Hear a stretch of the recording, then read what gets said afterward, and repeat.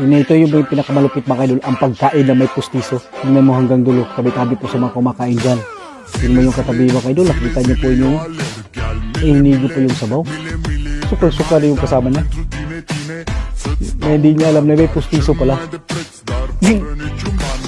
Binigyan pala isang ulam. Inatian pa siya. Ayaw niyang kumain. Binigay pa na dun may pustiso. Binigay pa niya isa.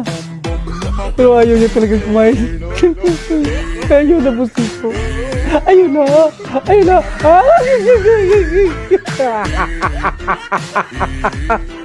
Kinain na. Iyan. Ayan. Hindi naman yung ngipin.